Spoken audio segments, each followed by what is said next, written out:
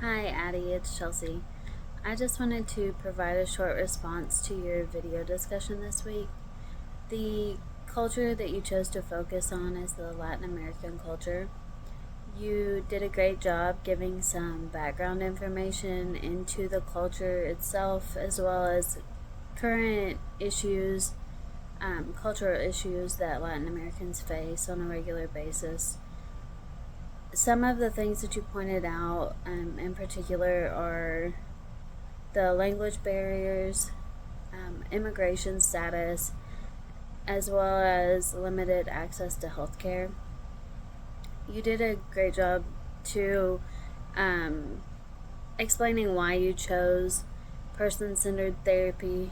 I too believe that that's the best approach with the Latin American culture, um, because it empowers them to find solutions to their own issues, by fostering a safe and non-judgmental environment for them to do so in. Um, with the Latin American culture, um, a lot of times there's stigma surrounding seeking mental health treatment because in their culture they feel like that um, that issues, both personal and mental health issues, should be dealt with within the family. So, building that rapport with those clients and gaining that strong relationship would be helpful to in the therapeutic process. Um,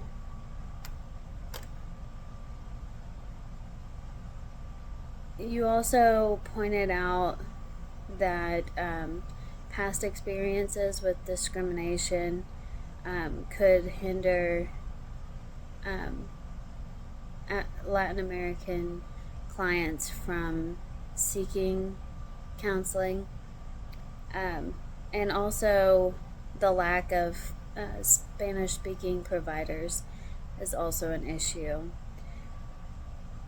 In your discussion, you posed the question of whether or not we as counselors have a obligation to report immigration status. And after a little bit of research, I discovered that even undocumented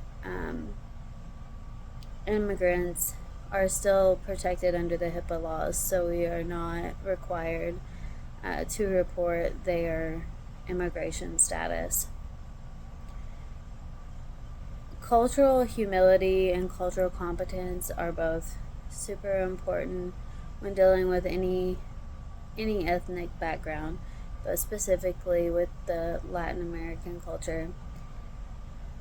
And you mentioned that you speak some Spanish and intend to improve your Spanish speaking abilities, but that if you were unable to do so, that you would offer services in their preferred language whenever possible to help build that relationship and allow them access to culturally competent care.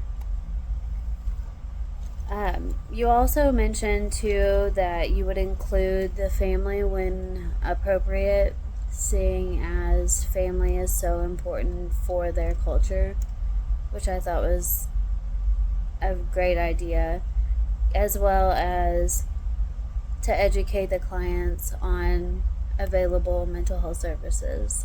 So, overall, I think you did a fantastic job explaining the limitations um, and the issues that Latin Americans face, as well as explaining why you chose person centered therapy as your approach for this particular culture.